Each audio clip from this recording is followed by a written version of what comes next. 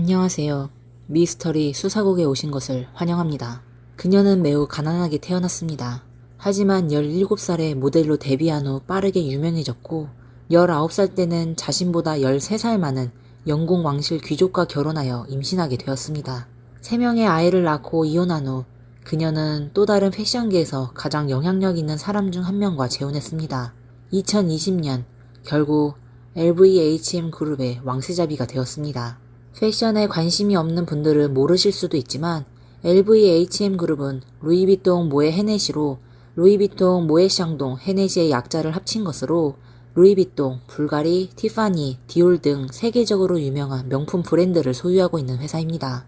오늘 우리가 이야기할 주인공은 슈퍼모델 나탈리아 보디아노바입니다. 나탈리아는 1982년 2월 28일 러시아에서 태어났습니다. 어렸을 때 그녀의 삶은 매우 힘들었습니다. 태어난 지 얼마 지나지 않아 아버지는 그녀와 어머니를 두고 떠났습니다. 그 당시 러시아의 가난한 가정에서 자란 아이는 정말 힘들었습니다. 그래서 아버지가 떠난 후 그녀의 어머니는 다른 남자와 재혼하여 2명의 이복 여동생을 낳았습니다. 더욱 안타까운 것은 그 중 한 명이 자폐증과 뇌성마비를 앓고 있어 지능이 정상적인 사람들과 차이가 있었습니다. 어머니는 4가지 일을 해야 했고 아이들을 키우느라 힘들었습니다. 장녀인 나탈리아는 2 동생을 돌보는 법을 배워야 했습니다. 나탈리아의 어린 시절은 사실 그리 행복하지 않았습니다. 첫 번째 이유는 물질적인 부족이었습니다. 그녀와 어머니는 길거리에서 과일을 팔았는데 이 일은 사람들이 생각하는 것만큼 쉽지 않았습니다. 그 당시 그들의 집은 매우 가난했고 과일을 보관할 냉장 창고도 없었습니다. 만약 과일을 팔지 못하면 그 과일이 모두 썩어버렸죠. 그렇게 되면 그들이 과일을 들여올 때 쓴 돈은 순식간에 사라져버립니다. 또한 과일을 안전하게 팔기 위해 나탈리아의 어머니는 2번의 보호비를 지불해야 했는데 하나는 공식적인 법 집행기관에 또 다른 하나는 러시아 마피아에게 지불했습니다.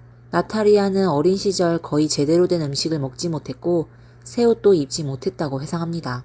엄마는 돈이 없어 외할머니의 옷을 가져와서 재단하고 수선해서 입었습니다. 나탈리아는 자주 엄마와 함께 물건을 사러 다녔고 가격 흥정을 잘해서 가능한 한 최저 가격으로 더 많은 과일을 사려고 했습니다.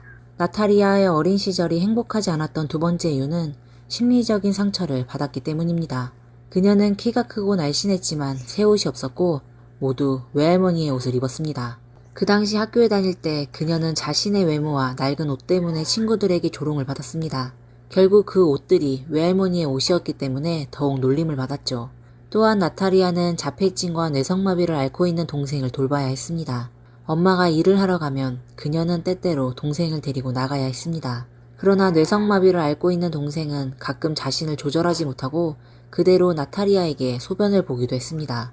나탈리아는 그때를 회상하며 말했습니다. 가끔 우리가 밖에서 놀고 있으면 동생이 갑자기 저에게 소변을 보기도 했어요.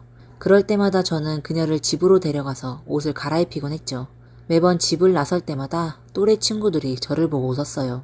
이런 어린 시절을 보낸 나탈리아는 아마도 언젠가 자신이 전 세계적으로 유명한 그것도 고급 맞춤 의상을 자주 입는 슈퍼모델이 될 것이라고는 전혀 상상하지 못했을 겁니다. 물질적인 부족과 심리적인 압박, 그리고 과일 장사가 잘 되지 않으면서 어머니는 빚을 지게 되었고 집에는 계속해서 빚을 독촉하는 사람들까지 찾아왔습니다. 그리고 이 모든 것을 견디지 못한 나탈리아는 15살에 집을 떠나기로 결심하고 어머니를 떠나 스스로 생계를 꾸리기 위해 길을 떠났습니다. My mother was in debt. That's why at some point I separated from my mom and I started my own business at age 15. So because I couldn't handle the pressure anymore, she constantly had like people knocking down her doors and it was a huge mess. Started dating this boy when I was 16 and he was a model. He told me, oh, you should come to my modeling school. So in Russia, you know, you actually pay to go to school, to modeling school. I mean, it's the most ridiculous thing you can imagine. I mean, there's no such a thing as you need to learn how to pose or how to walk. He's like, come on, you have to come with me, I'll pay for it. So he invited me and I went and I actually liked it. We learned poetry, very important for modeling, by the way. Didn't you know? They taught you poetry at your Russian modeling school? Yes, we had to learn how to read poetry, how to read poems out loud. It's not a bad skill to have. Absolutely. I was very, very, very grateful Doesn't to probably my help you modeling modeling, school. but it's not a bad skill to have. 많은 기사에서 나탈리아가 과일 장사를 하던 중에 스타 스카우터에게 발탁되었다고 말하지만 그건 사실이 아닙니다. 16살 때 나탈리아는 20대 초반에 모델 남자친구를 만나게 되었고 그와 함께 동거를 시작했습니다. 이 남자친구는 모델 일을 하고 있었는데 나탈리아에게 그녀는 천생 모델이라며 항상 말했습니다. 비록 나탈리아는 그렇게 생각하지 않았지만 남자친구는 그녀의 학비를 내주었고 모델 학교에 다니라고 재촉했습니다. 이 남자는 꽤 괜찮아 보였는데 아쉽게도 그들의 사진은 찾을 수 없었습니다. 그 모델 학교에서 나탈리아는 본격적으로 모델 관련 학문을 배웠고 연극, 시, 그리고 영어를 공부했습니다. 이것들은 나중에 중요한 요소가 되었습니다. 당시 나탈리아는 왜 영어를 배워야 하는지에 대해 매우 혼란스러워했다고 합니다. I remember very clearly thinking in school, we were having English language lessons, thinking, why on earth am I learning English? Because I will never get out of this country, this city, this street. I mean, this is it. This is my life. 많은 매체에서는 나탈리아가 스타 스카우터에게 발탁된 후 영어를 배우며 3개월 만에 인생이 역전되었다고 이야기하지만 그것도 사실이 아닙니다. 모델 학교에서 잠시 공부한 후 어떤 사람이 학교에 와서 오디션을 진행했습니다. 오디션 조건은 모든 여성 모델이 미니스커트를 입고 와야 한다는 것이었는데 나탈리아는 미니스커트조차 가지고 있지 않았습니다. 그래서 그녀는 처음에는 전혀 면접에 가고 싶지 않았습니다. 어떻게 자신감을 가질 수 있었겠습니까? 어렸을 때부터 항상 조롱당했고 어렸을 때부터 제대로 된 옷도 없었으니깐요. 이때 그녀의 남자친구가 그녀를 재촉했고 나탈리아는 결국 외할머니에게 가서 옛날 옷을 빌려와 자신이 직접 손수 만든 미니스커트를 입고 오디션에 갔습니다. 그녀는 회상하며 말했습니다. 그때 나는 구석에 숨어 있었어요. 당연히 떨어질 것이라고 생각했죠. 그런데 결국 스타 스카우터 알렉시 바실리에프가 나를 주목했어요. 흥미로운 점은 알렉시가 올가 쿠릴렌코도 발굴한 인물이라는 것입니다. 오디션 현장에서 나탈리아가 입고 있던 그녀가 직접 만든 미니스커트가 너무 눈에 띄었고 그로 인해 알렉시가 그녀의 사진을 찍어 여러 모델 에이전스들에게 보냈습니다. 그렇게 나탈리아는 자신의 매니저를 가지게 되었습니다. 이것이 바로 나탈리아의 실제 데뷔 이야기입니다. 이 이야기는 그녀가 자신의 프로그램에서 직접 밝혔습니다. 그녀는 또한 러시아에서 파리로 가는 비행기에서 비행기 식사가 당시 먹어본 것 중 가장 맛있었다고 말한 적이 있습니다. 그렇게 나탈리아는 슈퍼모델로서의 길을 걷기 시작합니다. 모델계에서는 심지어 그녀에게 슈퍼노바라는 별명을 붙였다고 합니다.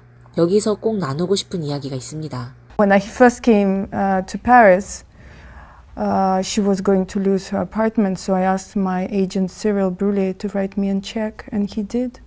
To pay for your mom's apartment. He wrote me a check for $5,000. He saved my family, he saved me. It was not at all sure that I was going to become a supermodel, make, a lot of money and that all would be fine. He was that guy that just said, okay, fine. 그때는 20세기 말로 5,000달러, 약 718만 원은 꽤 큰 돈이었습니다. 따라서 그녀의 매니저가 나탈리아의 성공을 자신하며 그녀가 빠르게 그 돈을 다 벌어올 것이라고 확신했음을 알 수 있습니다. 그렇다면 나탈리아는 어떤 장점이 있었기에 당시 매니저가 망설이지 않고 5,000달러의 수표를 미리 지급한 것일까요? 우선 업무 능력에 대해 이야기해보자면 나탈리아의 워킹은 나쁘지 않았고 심지어 많은 사람들이 그녀를 과소평가하기도 했습니다. 다음으로 외모를 살펴보면 그녀의 머리와 어깨 비율은 모델들 중에서 평범한 편이었고 심지어 머리가 조금 크고 어깨가 좁았습니다. 모델 회사가 제공한 신장 정보는 176cm로 그렇게 특별히 큰 편은 아니었지만 다리는 길고 비율이 매우 좋았습니다. 지금까지 보면 그녀의 가장 큰 장점은 아직 드러나지 않은 것 같습니다. 그렇다면 전문가들의 의견을 들어봅시다. 미국 보그의 전 창의 총괄 디렉터인 그레이스는 패션 촬영에서 많은 작업을 해온 안나의 조수였습니다. 그레이스에게 인정받은 모델들은 기본적으로 자원에 문제가 없다고 합니다. 그레이스는 자신의 책에서 나탈리아를 이렇게 묘사했습니다. 그녀는 마주할 수 있는 얼굴을 가지고 있습니다. 한마디로 요약하자면 그레이스의 눈에 나탈리아는 특별한 외모를 가졌고 한 번 보면 기억에 남을 수 있는 얼굴을 가졌다는 것입니다. 그녀의 얼굴은 이야기를 할 수 있는 얼굴로 모델 중에서 배우처럼 매우 높은 유연성을 지녔다고 평가했습니다. 이렇게 보면 모델 학교에서의 연극 수업이 나탈리아에게 정말 도움이 되었음을 알 수 있습니다. 나탈리아가 당시 모델계에서 빠르게 떠오를 수 있었던 이유는 그녀의 뛰어난 포즈와 매우 독특하고 식별 가능한 천생 모델 얼굴, 그리고 그 깊고 파란 눈동자 덕분이었습니다. 더 놀라운 것은 어려운 어린 시절의 성장 배경에도 불구하고 그녀는 약간의 유치함을 가진, 사회 경험은 부족하지만 매혹적인 아기 얼굴을 갖게 되었다는 점입니다. 나탈리아는 요정 계열 모델의 선구자 중 한 명으로 이 독특한 외모와 뛰어난 포즈 실력을 바탕으로 각종 브랜드 광고를 빠르게 섭렵하며 전 세계적인 얼굴로 떠오르게 되었습니다. 나탈리아는 17살 때 공식적으로 데뷔했고 그녀의 직업적 경로는 비교적 순탄했으며 빠르게 성장할 수 있었습니다. 하지만 19살의 나이에 결혼하고 아이를 낳기로 결심한 그녀는 일부 사람들에게 이렇게 질문을 받았을지도 모릅니다. 왜 이렇게 급하게 결혼하고 아이를 낳았나요? 경력을 쌓는 것이 더 좋지 않았나요? 이에 대해 나탈리아는 잡지 인터뷰에서 다음과 같이 말했습니다. 당시 러시아에서 자란 여성에게 19살에 결혼하고 아이를 낳는 것은 그리 놀라운 일이 아닙니다. 서구에서 좋은 가정환경에서 자란 소녀들은 제 선택을 의심할 수도 있겠죠. 당신은 소중한 사람인데 왜 그렇게 빨리 결혼하고 아이를 낳으려 했나요? 라고요. 하지만 저는 어릴 때부터 아무도 저에게 당신은 소중한 사람이라고 말해주지 않았어요. 하지만 제 딸이 크면 저는 그녀에게 제 나이 때처럼 그렇게 일찍 결혼하고 아이를 낳는 선택을 하지 말라고 조언할 거예요. 솔직히 나탈리아의 이 인터뷰는 정말 마음을 울립니다. 그녀는 19살에 첫 번째 결혼과 함께 첫 번째 아이를 맞이했습니다. 상대는 그녀보다 13살 많은 영국 왕실 귀족이었고 두 사람은 그녀의 고향인 러시아로 돌아가 성대한 결혼식을 올렸습니다. 그녀는 실제로 업무 능력이 뛰어났지만 신데렐라가 탑 모델로 성장하고 왕실에 시집가는 이야기는 언제나 미디어와 대중의 화제가 되었습니다. 이 초대형 규모의 결혼식은 사실 나탈리아에게 더 큰 관심을 불러일으켰습니다. 왕실에 시집간 후 나탈리아는 자신의 경력을 포기하지 않았습니다. 첫 아이를 임신했을 때 그녀는 7개월까지 일을 했고 출산 후 얼마 지나지 않아 빠르게 몸매를 회복하고 다시 T라인에 섰습니다. 옛날 뉴스는 우리가 검증하기 어렵지만 2016년 인터넷 시대에서 일어난 일들을 보면 알 수 있습니다. 나탈리아는 2016년에 5번째 아이를 낳았고 출산 20일 만에 빠르게 몸매를 회복하여 지방시의 고급 맞춤복 쇼에 등장했습니다. 따라서 나탈리아는 항상 경력에 미친 사람으로 알려졌습니다. 그녀가 이렇게 열심히 일하는 모습을 보면 우리도 그게 매우 합리적이라고 생각할 수 있습니다. 어린 시절의 고통스러운 경험 덕분에 그녀는 어릴 때부터 이 진리를 깊게 이해하게 되었습니다. 너는 반드시 매우 열심히 일해야만 스스로 생활을 바꿀 수 있다. 결혼 후 그녀의 인기는 점점 더 높아졌고 가장 놀라운 일은 2003년 그녀가 캘빈 클라인의 역대 가장 긴 8시즌 연속 모델 계약 기록을 세운 일입니다. 그녀는 캘빈 클라인 역사상 가장 큰 금액의 광고 계약을 체결했습니다. 이 계약은 수백만 달러 가치를 지닌 계약이었고 그 당시 21세기 초였습니다. 이후 나탈리아는 가장 돈을 많이 버는 모델 중 한 명이 되었고 많은 사람들이 그녀를 당시의 빅5나 지젤 번천, 케이트 모스와 같은 돈을 잘 버는 선배들과 비교하기 시작했습니다. 2004년 나탈리아는 22살의 나이에 네이키드 하트 재단이라는 자선단체를 창립했습니다. 이 자선단체는 아이들을 위한 놀이터를 만드는 것을 목표로 하고 특히 장애 아동들에게 평등하게 교육을 받을 수 있는 놀이공간을 제공하고자 했습니다. 그녀의 어린 시절, 구소련에는 그런 순수한 즐거움이 존재하지 않았기 때문에 그녀의 동생처럼 특별한 아이들은 더 이상 자라날 수 있는 곳이 없었습니다. 이 자선단체는 현재까지 100개 이상의 놀이터를 건설했으며 대부분은 러시아와 유럽에 위치하고 있습니다. 해외 다른 나라에서의 건설 계획도 진행 중입니다. 인터뷰를 보면서 공유할 수 있는 작은 디테일은 그녀가 기부금을 모으기 위해 아침에 자선 마라톤을 완주하고 오후에는 바로 지방시의 패션쇼에 참여한 사실입니다. 불행한 사람들은 정말로 자신의 어린 시절을 치유하기 위해 평생을 바친다고 하죠. 나탈리아는 정말로 큰 사랑을 가진 사람입니다. 적어도 그녀는 다른 아이들이 자신과 자신의 동생처럼 불우한 어린 시절을 겪지 않기를 바랬습니다. 2011년 그녀는 영국 왕실 귀족과 이혼을 선택했습니다. 그때 그들은 이미 3명의 아이를 키우고 있었죠. 이혼의 이유에 대해 나탈리아는 남편이 음주 문제를 가지고 있었고 아이들의 성장에 거의 참여하지 않았다고 말했습니다. 그는 실패한 아버지였다고요. 이 사실은 맞습니다. 실제로 남편은 재활치료센터에 다녔으니까요. 하지만 그쪽의 반응은 이랬습니다. 첫째는 그는 자신이 나탈리아에게 체면을 잃었다고 생각했고 그녀를 돕지 못하고 화려한 패션계에서 얼굴을 만들어주지 못했다고 했습니다. 자신은 패셔너블하지 않다고 느꼈고 나탈리아가 탑모델이 된 후에는 자신을 무시했다고 생각했다고요. 둘째로는 그는 나탈리아가 후에 점점 자신을 싫어하게 되어 사생활이 점점 부적절해졌다고 주장했습니다. 이런 점은 보수적인 영국 남자에겐 참을 수 없는 일이라고요. 여성의 불륜에 대한 이야기는 당시 많은 사람들이 믿었을 수도 있습니다. 그 이유는 이 영국 왕실 귀족이 사실 별로 주목받고 싶어 하지 않았고 자신의 체면을 중요하게 생각했기 때문이죠. 야, 너 알았어? 내 아내가 불륜을 저질렀다 라고 말하는 남자가 어디 있겠습니까? 더군다나 그는 영국 왕실 귀족이었으니까요.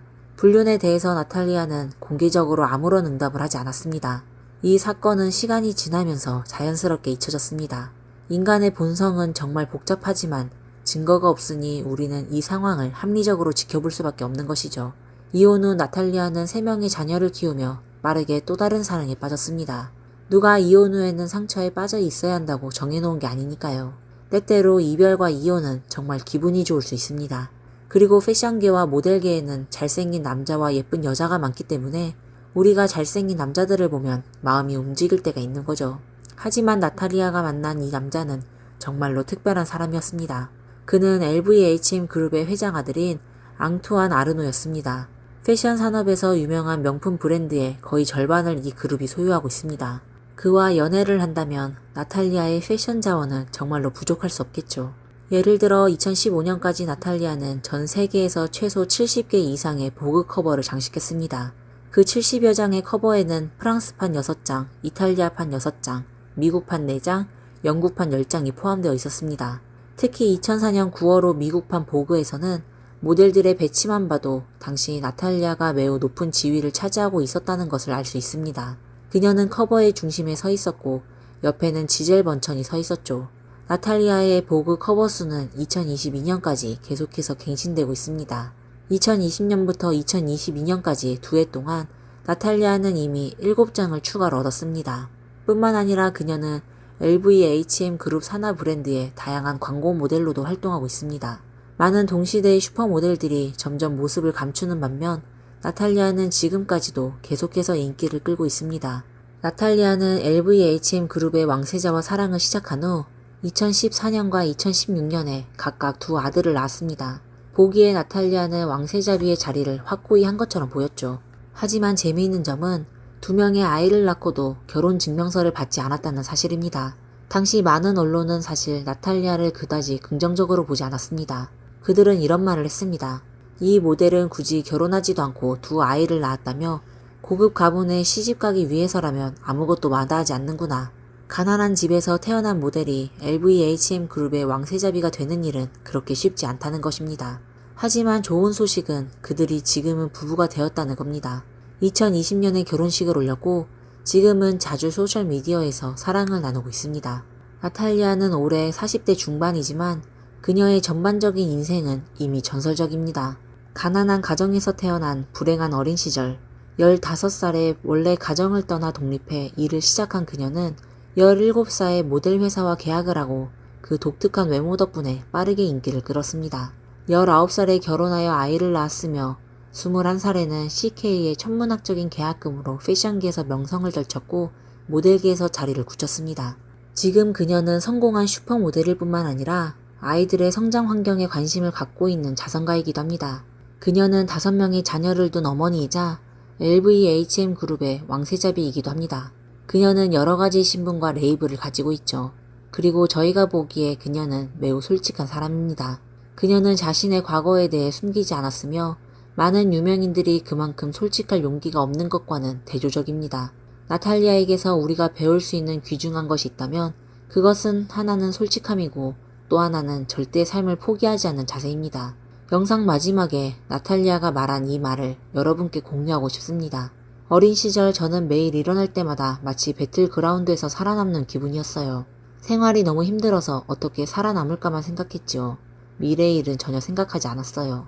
심지어 일주일 후에 일어날 일조차 생각하지 않았죠. 이 말을 보고 나니 저도 말하고 싶습니다. 미래의 불확실성은 우리를 혼란스럽게 만들지만 중요한 것은 지금 당장 할 수 있는 일부터 시작하는 겁니다. 이번 영상은 여기까지입니다. 영상이 마음에 드셨다면 좋아요와 구독 부탁드립니다. 여러분의 응원은 저희에게 큰 힘이 됩니다. 그럼 다음 시간에 다시 찾아뵙겠습니다. 감사합니다. 1974년 10월의 어느 날 얀 브렘버그는 어지러움증이 느껴져 눈을 떠보니 본인의 집이 아닌 어둡고 작은 공간을 보게 되었습니다. 더욱 놀란 건 그녀의 손과 발은 전부 침대에 묶여 있었습니다. 이때 갑자기 이상한 소리가 울리게 되었습니다. 그녀는 소리를 따라 머리를 돌리자 베개 옆에 있던 작은 인터폰에서 나온 소리인데 그 내용은 얀을 공포에 빠지게 하였습니다. 안녕하세요. 미스터리 수사고입니다. 오늘은 한때 미국에서 센세이션을 일으켰던 얀 블룸버그 납치 사건을 소개해드리겠습니다. 얀 브렘버그는 1962년 7월 31일에 미국 아이다호 주 포카트로에서 태어났습니다. 그녀의 아버지 밥 브렘버그와 어머니 마리아는 얀을 낳은 후 또 카렌과 수잔이라는 딸 2명을 더 낳았습니다. 그리고 5 식구는 행복하게 살고 있었습니다. 그러다 1974년 10월 17일에 얀은 현지의 말 농장으로 가서 말을 탔는데 그날 저녁이 되도록 집에 돌아오지 않았습니다. 밥과 마리아는 걱정이 좀 됐지만 경찰에 신고하지 않고 일단 기다리기로 결정했습니다. 하지만 5일이 지났는데도 얀이 아무런 소식이 없어 부부는 그제야 경찰서로 가 딸의 실종을 신고하였습니다. 그럼 얀은 어디로 갔을까요?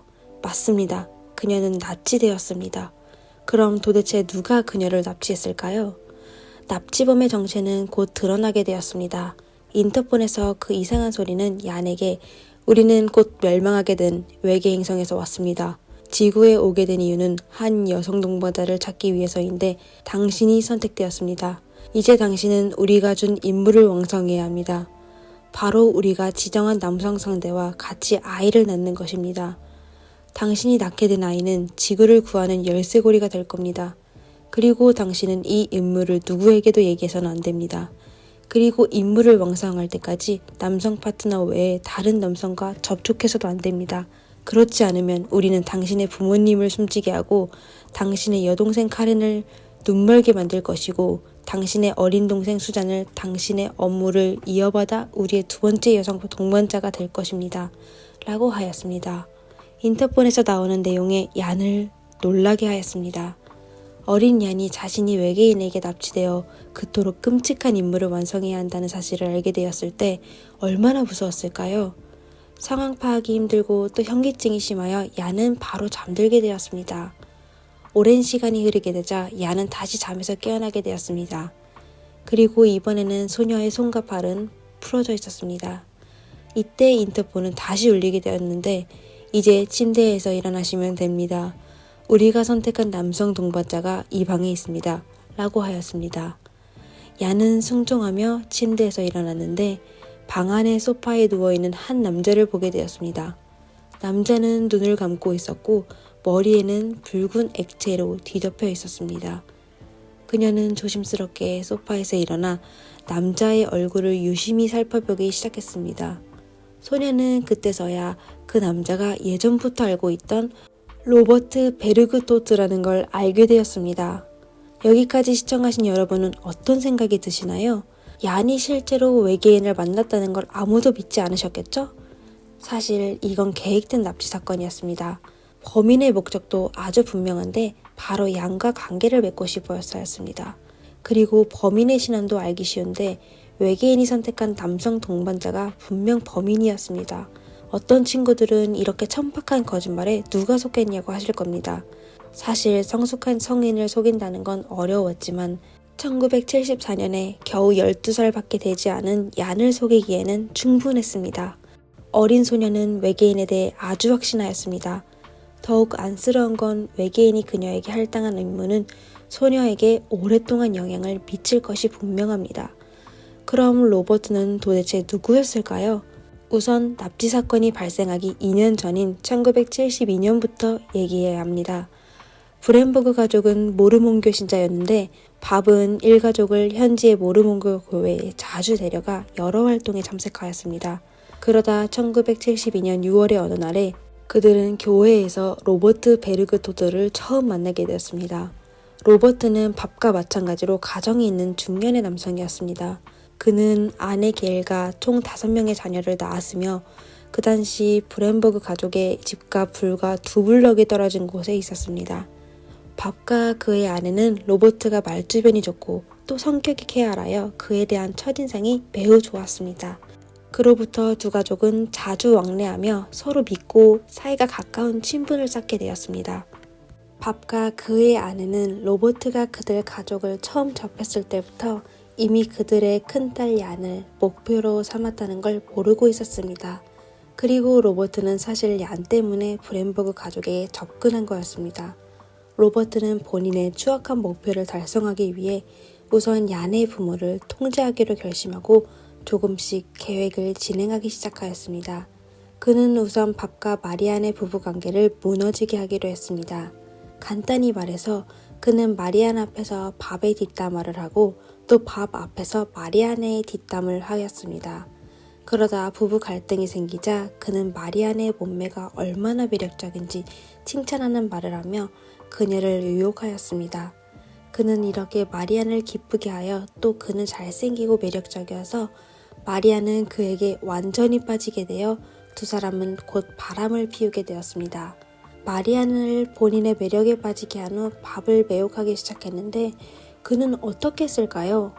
아주 간단했습니다. 그는 마리안을 대하는 방법을 그대로 밥에게 썼습니다. 그는 웅변과 매력으로 밥과 관계를 맺었습니다. 이렇게 로버트는 밥 부부를 완전히 통제하게 되었습니다. 그리고 그는 본인의 최후의 목적인 얀에게 다가가 그녀의 믿음을 얻기로 노력하기 시작했습니다. 그리고 곧 기회가 찾아오게 되었습니다. 그 당시 얀은 심리적인 문제가 생기게 되었는데 로버트가 알게 되자 자신이 심리학을 공부한 적이 있다며 본인이 소녀의 문제를 해결할 수 있다고 하였습니다. 그 당시 밥과 그의 아내는 로버트를 완전히 믿고 있어 그들은 생각조차 하지 않고 로버트가 딸을 치료하는 데 동의하였습니다. 로버트의 치료 방법은 얀과 함께 자는 거였는데 그동안 얀은 일주일에 나흘을 로버트의 집에서 저녁을 보냈습니다. 그 기간 로버트는 얀에게 과도한 행동을 하지 않았지만 두 사람이 함께 지낸 시간이 길어지자 얀은 로버트와 점점 더 가까워지게 되었습니다. 그녀는 심지어 로버트를 아버지처럼 여겼는데 그것이 그가 바로 원하던 거였습니다.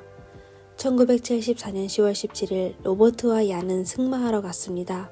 그러다 놀고 있던 도중 로버트는 얀에게 약 2알을 주며 알레르기 약이라고 말했는데 그것은 사실 수면제였습니다.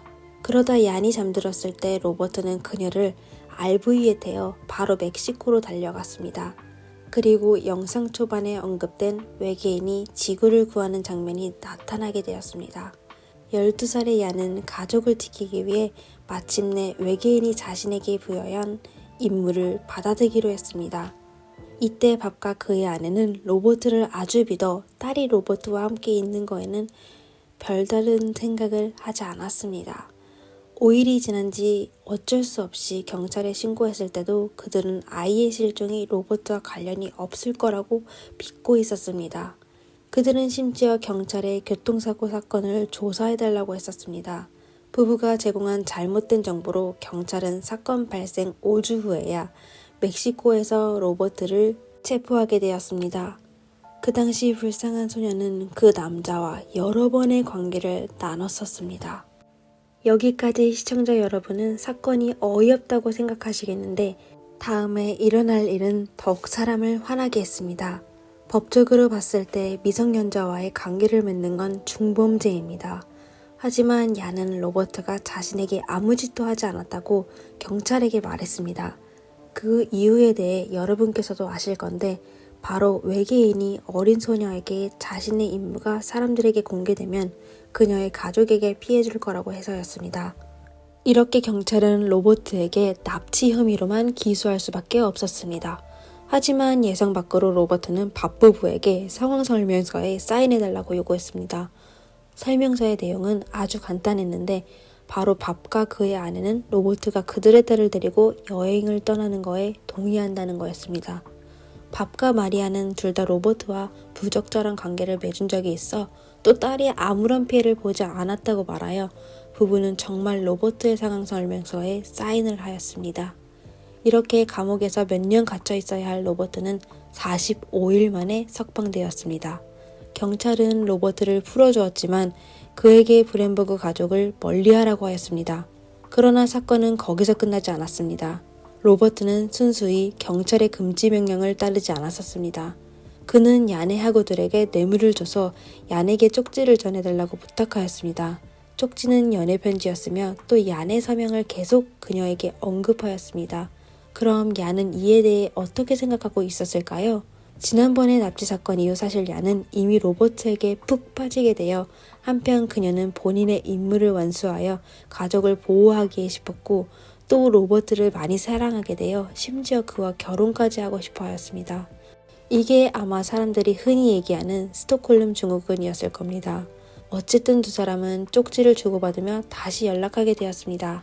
그로부터 야는 자전거를 타고 교회로 가 로버트를 만나기 시작하였습니다. 1976년 8월 10일 저녁 로버트는 몰래 야네 침실 창문으로 가 야네에게 간단하게 짐을 싸고 메모를 남기게 한 후 밤새 양과 함께 도망갔습니다. 공식적인 문서에 이번 사건은 제2의 납치라고 적혀 있었지만 사실 사랑의 도피였습니다. 이번에 로버트는 얀을 로스앤젤레스로 데려가 가톨릭 기숙학교에 보냈습니다. 경찰이 1976년 11월 17일 얀이 실종된 지 3개월이 넘어서야 얀을 다시 찾게 되었습니다. 로버트는 얀의 이름을 바꿔 학교에 입학하게 하고 본인은 RV에 거주하며 이리저리 돌아다녀 경찰은 그를 전혀 찾을 수 없었습니다. 더욱 안타까운 건 지난번과 마찬가지로 로버트는 여전히 아무런 처벌을 받지 않았었습니다.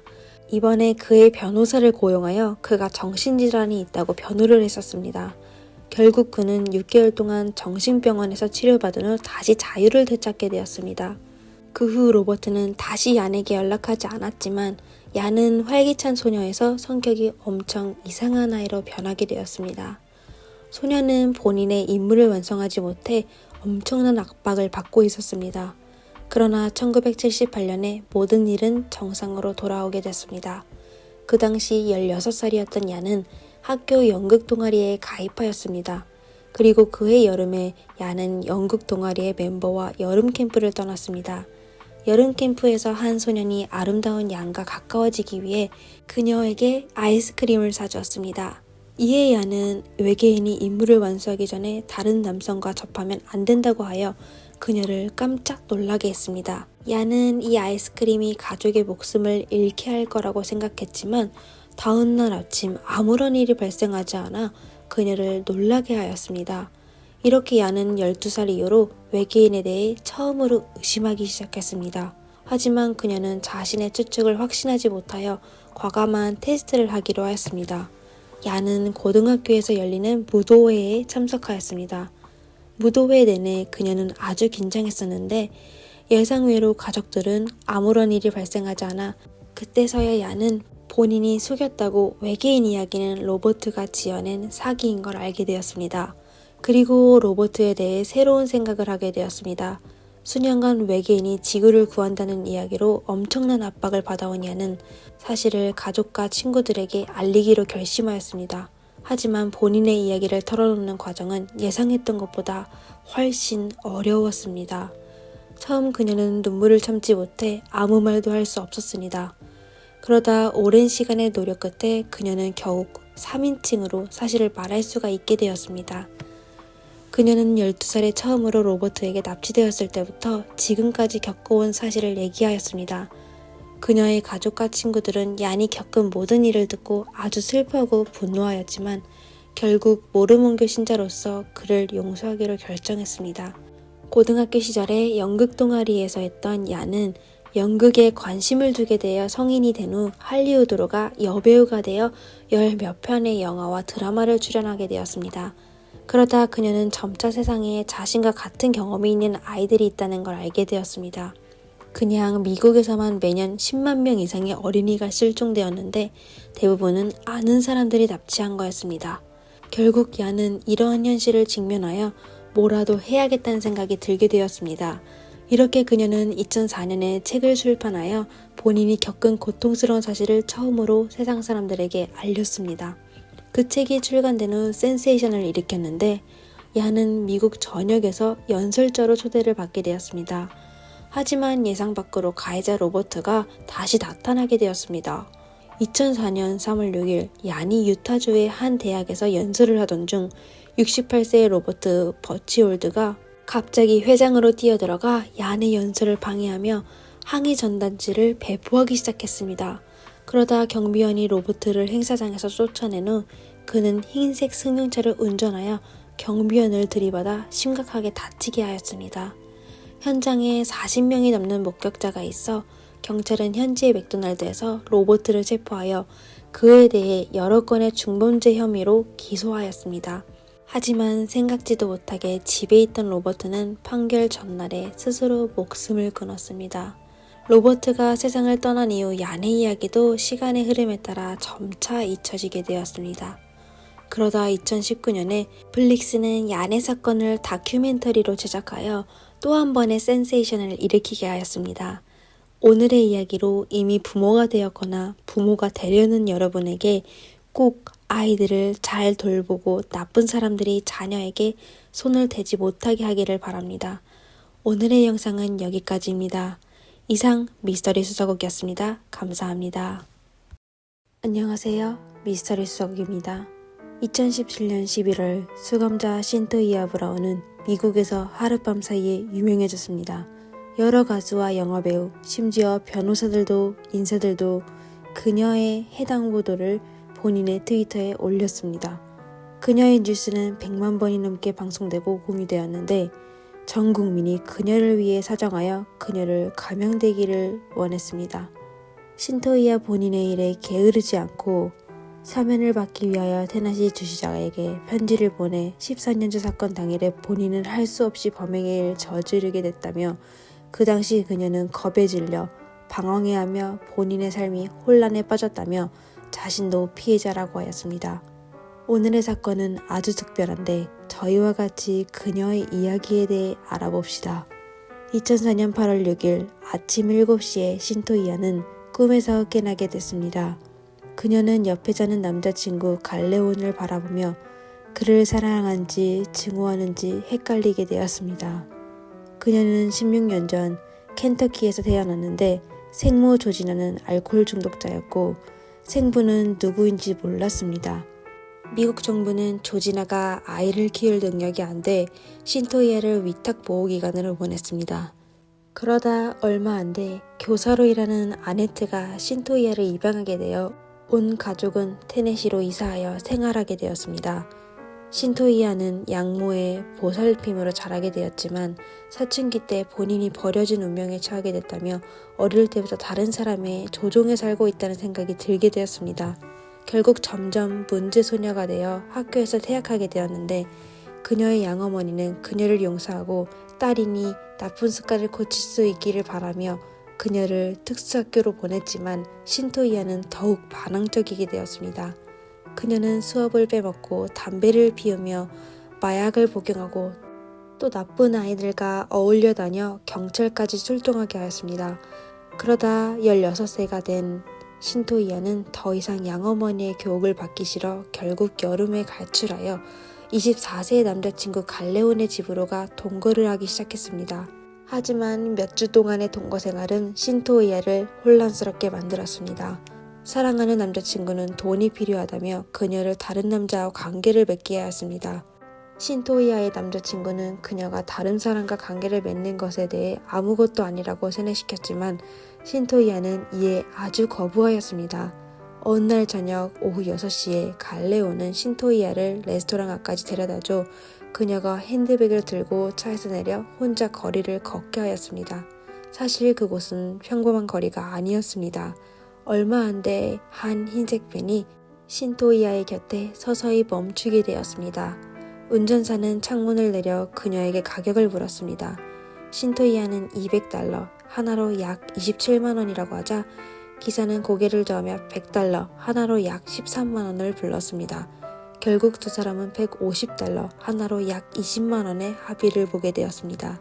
이렇게 신토이아가 흰색 밴에 탑승하게 되자 운전기사는 자신의 이름이 앨런이고 나이는 43세, 전직 육군사수였는데 퇴직 후 부동산 중개인 일을 하기 시작했다고 했습니다.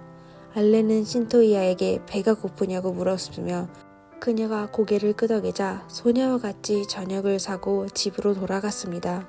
이렇게 신토이아는 알렌을 따라가서 그의 2층짜리 빌라로 들어가게 되었습니다. 집 안으로 들어간 알렌은 1층의 거실과 2층의 침실에 배치된 여러가지 사격 도구를 신토이아에게 자랑하였습니다.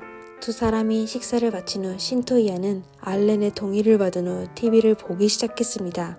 사건 발생 이후 신토이아의 진술에 따르면 TV는 1층의 대문과 가까운 곳에 배치되었는데 그 당시 그녀는 알렌이 자신을 해칠 것 같다며 거래가 끝나면 그녀를 숨지게 할 거라는 생각이 들어 도망가려고 했는데 앨런은 그녀를 계속 주목하고 있어 도망갈 기회를 찾지 못했다고 하였습니다. 그러다 앨런이 거래를 시작하려고 했을 때 신토이아는 좀 피곤하다며 두 사람이 먼저 우선 자기만 하자고 알렌과 2층으로 함께 올라갔습니다. 침실에 들어간 후 신토이아는 잠이 든 척하며 알렌이 잠들 때까지 기다렸다가 그의 집을 탈출하려고 했습니다. 알렌은 계속 침대에 내려갔는데 신토이아는 그에게 등을 쥐고 있어 그가 무엇을 하고 있는지 알 수가 없다고 했습니다. 그러다 알렌이 5번째로 다시 침대에 올라오자 그의 손은 신토이아를 만지기 시작했습니다. 그는 한 손으로 신토이아의 목을 조르더니 다른 한 손으로 신토이아의 허벅지를 만졌습니다. 잠든 척하던 신토이아가 그의 손을 밀자 알렌은 손을 움츠린 후 신토이아의 등을 돌렸습니다. 바로 이때 참다 못한 신토이아는 핸드백에서 사격도구를 꺼내 앨렌을 사격하였습니다. 경찰 수사에 신토이아는 알렌이 일어나 사격도구를 가지고 간 건 줄 알아 그녀가 조치하지 않았으면 본인이 참변을 당할 거라고 믿었다고 하였습니다. 그녀는 알렌을 공격한 후 지갑과 2개의 사격도구 그리고 승용차를 운전하여 남자친구 갈레온을 만나러 갔습니다. 이틀 후 경찰은 갈레온의 집으로 가 산토이아를 체포하였습니다. 그 후 10년 동안 산토이아는 3번의 재판을 받게 되었습니다. 처음 재판은 2004년 11월 사건 발생 3개월 후 진행하게 되었는데 경찰은 신토이아가 강도와 사기 그리고 불법 사격도구 소지와 고의상의 협의로 그녀를 고소하였습니다. 그리고 검찰은 신토이아가 저지른 사건이 너무 악독하여 성인 형사 법원으로 이송하려고 하였습니다. 또 테네시주 규정에 따르면 산토이아가 저지른 사건이 성인 법원으로 이송하게 되면 최소 징역 유기징역 60년에 51년 동안 가석방이 없는 판결을 받아야 했습니다. 이에 신토이아의 변호사는 강력하게 반대하며 정신과 의사의 진단으로 그녀가 심리 및 정신질환이 아주 심각하다며 심할 때는 심지어 사람을 구타한다고 하기까지 했습니다. 그리고 피해망상증과 심각한 인격장애가 있다고 했습니다. 변호사는 신토이아의 생모인 조지나를 증인으로 재판석에 서게 했는데 신토이아의 어머니와 할머니는 모두 정신질환을 앓고 있는 것으로 밝혀졌습니다. 조지나는 딸 신토이아가 본인의 어릴 적과 많이 닮았다며 모두 내성적이고 극단적인 성격을 이어 자주 욱하게 됐다고 했습니다. 이에 의사들은 신토이아가 그녀의 어머니로부터 정신질환을 유전받을 가능성이 높다며 신토이아가 1:1의 정신치료를 하는 걸 제안했습니다. 그녀의 변호인은 사건을 소년법원에서 심리적으로 문제가 있어 사건을 보류하고 우선 신토이아를 소년원에 구금하며 정신치료를 받아 그녀가 19살이 된 후 상황을 재검토한 후 형량을 정하거나 석방했으면 하였습니다. 하지만 청문회에서 검사는 신토이아는 본인의 의지로 범행을 저지른 거라며 신토이아는 범행 당일에 알렌의 지갑을 훔쳤을 뿐만 아니라 사건 다음날에 다시 피해자의 집으로 돌아가 더 많은 재산을 훔칠 계획을 했다고 했습니다. 검찰이 신토이아가 고의로 범행을 저질렀다는 말에 그녀는 흥분해하며 나는 그의 집에 도착한 후 그를 해칠 필요가 없었어 라고 하였습니다. 결국 판사는 이 오만한 신토이아를 성인 법원으로 이송하기로 했습니다. 2년 후 신토이아는 2번째로 법정에 서게 되었습니다. 첫 번째 법원 심리에 비해 그녀는 훨씬 차분하고 더 이상 흥분하지 않았습니다. 그녀는 남자친구 갈레온과 잘못된 사랑에 빠졌다고 하며 갈레온이 그냥 여자를 팔아 돈 벌려는 나쁜 남자라고 했습니다. 그리고 그와 같이 동거하는 동안 본인은 남자친구의 구타를 받았으며 갈레오는 그 당시 어리고 아무것도 모르는 신토리아에게 마약까지 복용하게 하여 그녀를 매우 혼돈에 빠지게 해야 했습니다.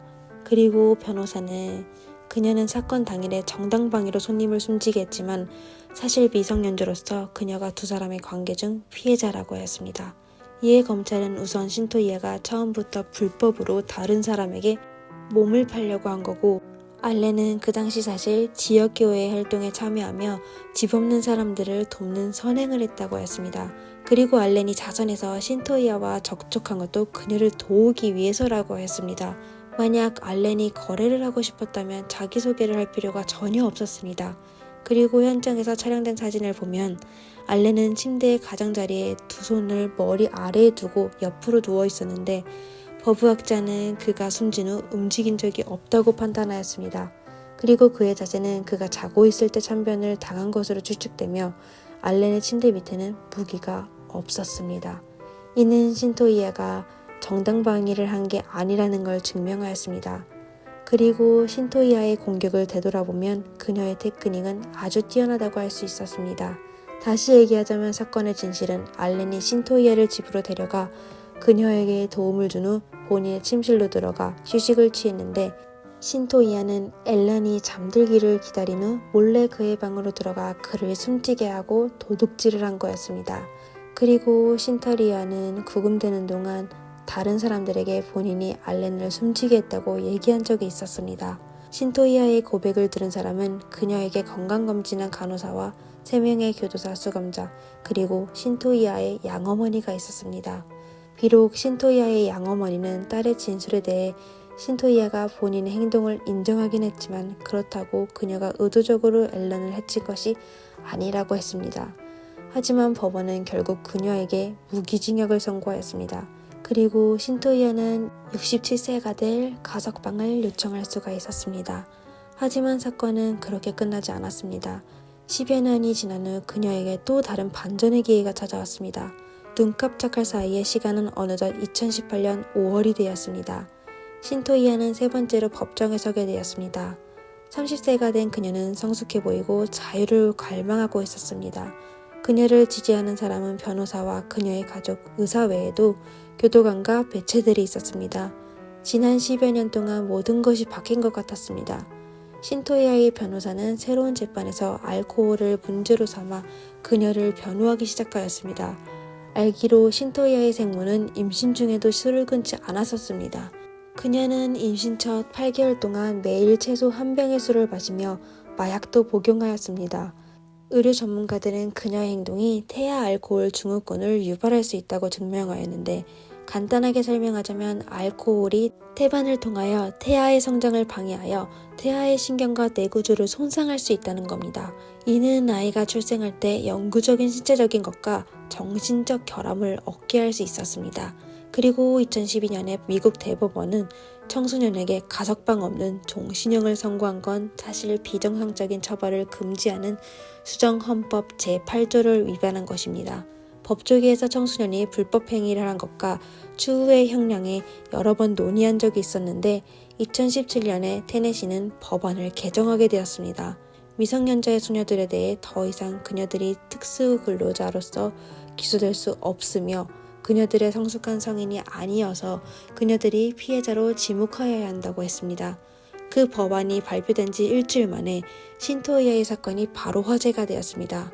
지금도 일부 사람들은 그녀가 착한 척하는 거라고 생각하지만 또 어떤 사람들은 그녀의 입장에서 그녀에게 동정하고 연민하며 그녀를 용서하고 지지하였습니다.